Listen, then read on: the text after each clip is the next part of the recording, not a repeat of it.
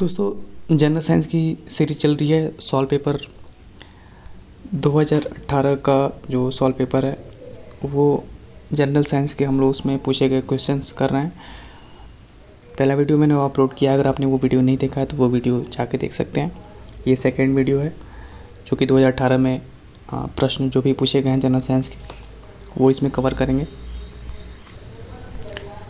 पहला प्रश्न है, यदि अवतल दर्पण और एफ के बीच कोई वस्तु रखी गई है तो निर्मित प्रतिबिंब का आकार क्या होगा। जब कोई वस्तु अवतल दर्पण और फोकस एफ के बीच रखते हैं तो निर्मित जो प्रतिबिंब दर्पण के पीछे वस्तु से बड़ा तथा आभासी बनता है। तो ऑप्शन नंबर 1 आपका राइट आंसर हो जाएगा।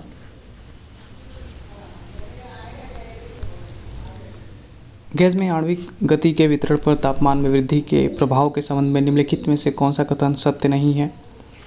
तो गलत आंसर आपको बताना है। इसमें से 4 ऑप्शन आपको दिए गए हैं। सर्वाधिक संभावित गति बढ़ जाती है। वितरण चक्र के तहत क्षेत्र उतना ही रहता है जितना निम्न तापमान के नीचे होता है। थर्ड, वितरण व्यापक हो जाता है। या फिर सबसे संभावित गति के साथ अणुओं का अंश बढ़ता है।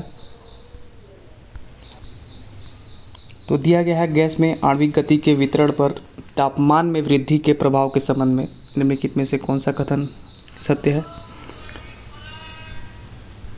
तो तापमान में वृद्धि से क्या होता है, सबसे संभावित गति के साथ अणुओं का जो अंश है वो बढ़ता है। तो ऑप्शन नंबर 4 आपका करेक्ट आंसर हो जाएगा। नेक्स्ट देखेंगे,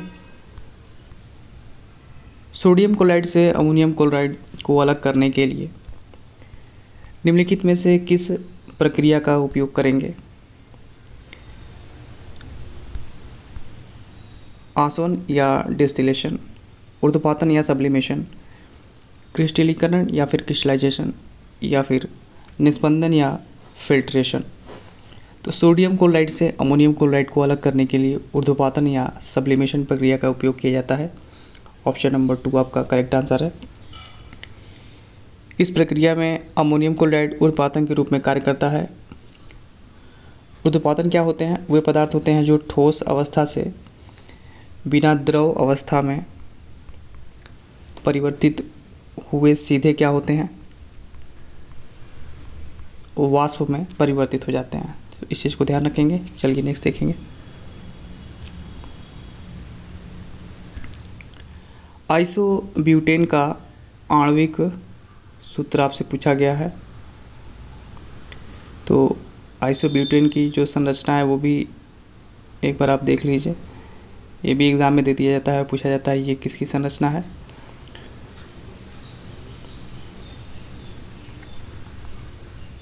तो यहाँ पे आपको कितना हाइड्रोजन दिख रहा है, 3 3 6 3 9 1 10। कार्बन कितना है, 4। तो आणविक सूत्र पूछा गया, क्या हो जाएगा, C4H10। ऑप्शन नंबर 2 आपका करेक्ट आंसर हो जाएगा। चलिए नेक्स्ट देखेंगे।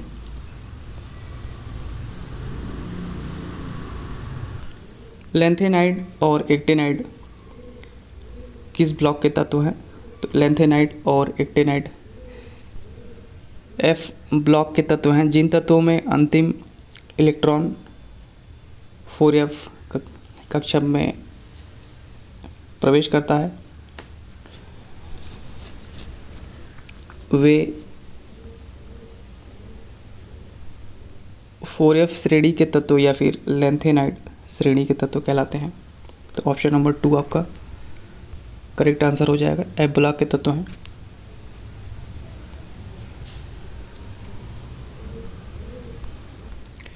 डैश बडिंग की प्रक्रिया द्वारा प्रजनन के लिए पुनर्जन्म कोशिकाओं का उपयोग करता है। तो हाइड्रा जो है बडिंग की प्रक्रिया द्वारा प्रजनन के लिए पुनर्जन्म कोशिकाओं का उपयोग करता है। तो ऑप्शन नंबर 3 आपका राइट आंसर है। पुष्प के फूल के हिस्से जिस आधार पर उपस्थित होते हैं उसे क्या कहते हैं। तो फूल का वह भाग जिस पर सभी पुष्प के सभी अंग लगे रहते हैं उसे पुष्पासन कहते हैं। ऑप्शन नंबर 4 आपका राइट आंसर है। बाह्य दल पुंज ये क्या है? तो ये पुष्प का बाहरी सबसे प्रथम चक्र होता है। बीजांडासन और अंडवाहिनी मानव जनन तंत्र की संरचनाएं हैं। तो ऑप्शन नंबर 4 आपका करेक्ट आंसर हो जाएगा, पुष्पासन। चलिए नेक्स्ट देखेंगे। यहाँ पूछा गया निम्नलिखित में से किनकी इकाई यूनिट समान नहीं है?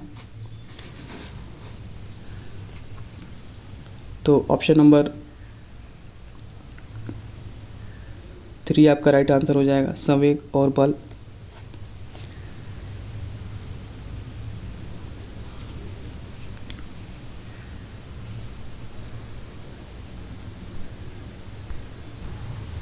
यहाँ क्या पूछा जा रहा है? 20 किलोग्राम द्रव्यमान की वस्तु 5 मीटर प्रति सेकंड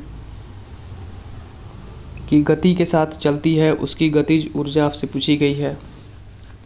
तो यहाँ पे गतिज ऊर्जा बराबर क्या हो जाएगा? Formula 1/2 mv²। वैल्यू रखेंगे 1/2। द्रव्यमान कितना दिया हुआ है? 20। वस्तु का वेग कितना है? 5।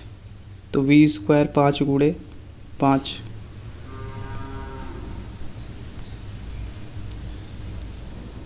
जो कटेगा काट देंगे, 2 से 20 कट जाएगा, 10 में 25, धाम में 250। तो ऑप्शन नंबर 4 आपका राइट आंसर हो जाएगा, 250 जूल। चलिए नेक्स्ट देखेंगे।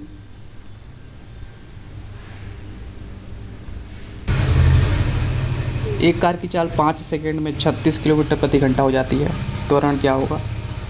तो कार का अंतिम वेग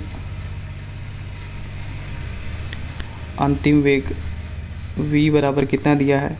36 किलोमीटर प्रति घंटा। इसको मीटर प्रति सेकंड में चेंज कर लेंगे,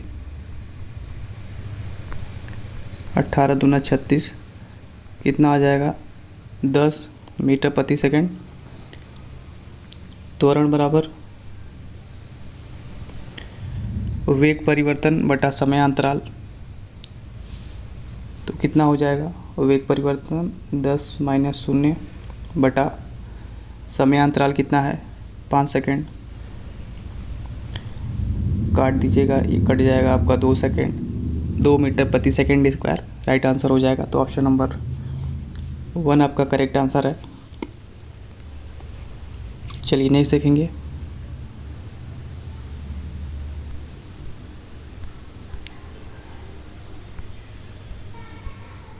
भारत में डीएनए फिंगरप्रिंटिंग के पिता के रूप में किसे जाना जाता है? तो लालजी सिंह को भारत में डीएनए फिंगरप्रिंटिंग के पिता के रूप में जाना जाता है। ऑप्शन नंबर 4 आपका राइट आंसर हो जाएगा। चलिए नेक्स्ट देखिएगा।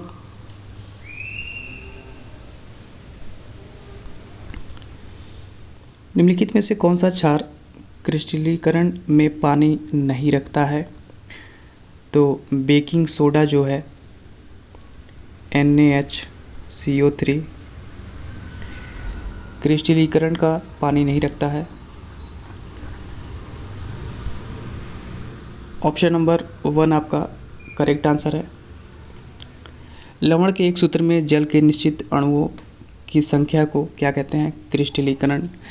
क्रिस्टलन का जल कहते हैं, इसको ध्यान रखेंगे। ब्लू विट्रियल की बात करें या फिर कॉपर सल्फेट CuSO4 5H2O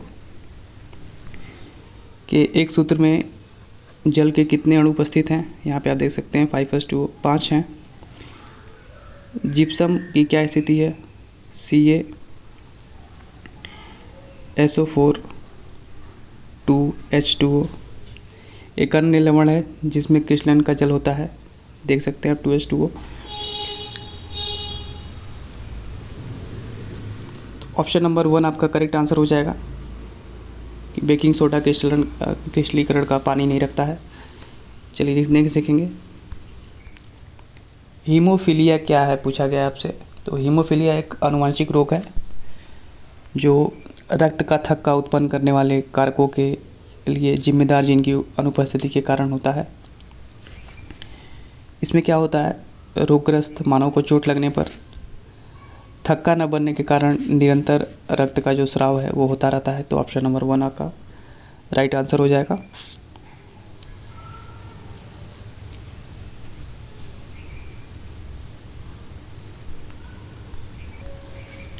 यहाँ देखेंगे क्या पूछा गया है। एक पदार्थ के घनत्व को डैश के रूप में परिभाषित किया जाता है। तो एक पदार्थ किसी द्रव्यमान वस्तु के द्रव्यमान प्रति इकाई आयतन को पदार्थ का घनत्व कहते हैं। तो ऑप्शन नंबर 1 आपका राइट आंसर हो जाएगा, द्रव्यमान प्रति इकाई आयतन। दोस्तों ये सारे प्रश्न 2018 के जो शिफ्ट में एग्ज़ाम हुए हैं आरआरसी ग्रुप डी के, उसमें ये सारे प्रश्न दे रखे हैं सॉल्व पेपर में। 150 ग्राम पानी में 50 ग्राम चीनी घोलकर बनाए विलयन में मास प्रतिशत के जरिए मास का सांद्रण होगा। तो मास का सांद्रण पूछा गया है।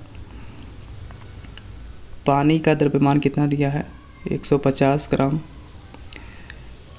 चीनी का द्रव्यमान कितना है, 50 ग्राम। विलयन का कुल द्रव्यमान कितना हो जाएगा, 200 ग्राम। सांद्रण आपसे पूछा गया है, तो सांद्रण बराबर विलेय का द्रव्यमान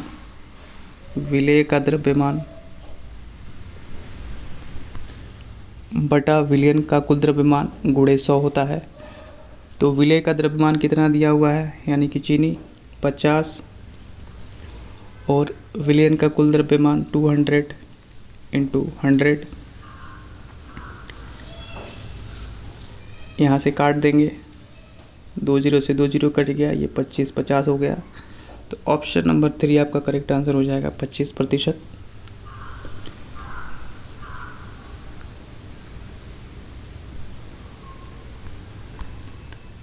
विभवांतर की एसआई इकाई डैश है। तो एकांक आवेश को किसी विद्युत परिपथ में एक बिंदु से दूसरे बिंदु तक प्रवाहित होने में किए गए कार्य को उन दोनों बिंदुओं के बीच का क्या कहते हैं, विभवांतर कहते हैं। विभवांतर V बराबर क्या होता है, कार्य बटा आवेश।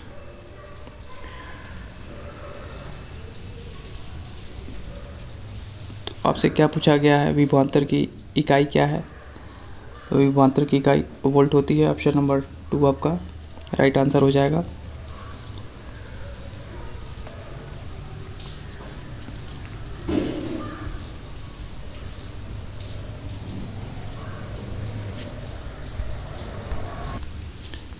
एक पास्कल बराबर कितना होता है। तो दाब की जो एसआई इकाई है वो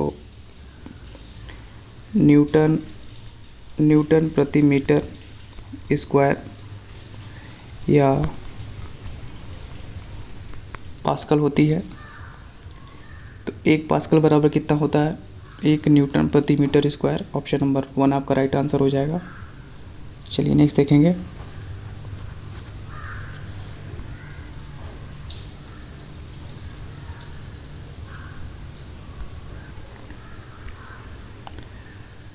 लीड नाइट्रेट के तापीय अपघटन के परिणाम स्वरूप निर्मित उत्पाद क्या है।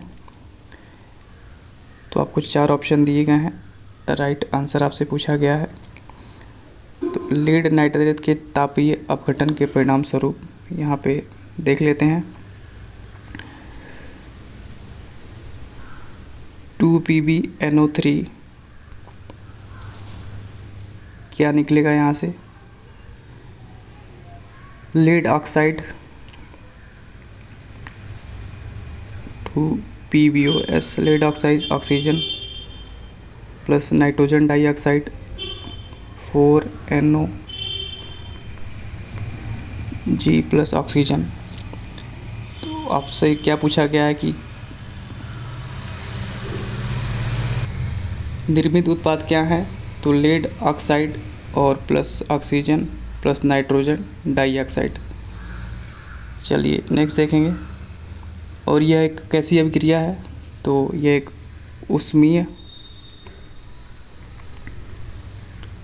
उष्मीय वियोजन अभिक्रिया है।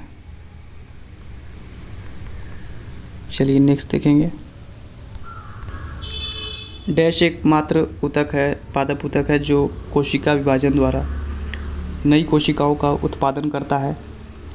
तो बीजोतक या मेरिस्टेमेटिक ऊतक निरंतर विभाजित होने वाली कोशिकाओं से बना होता है। Option number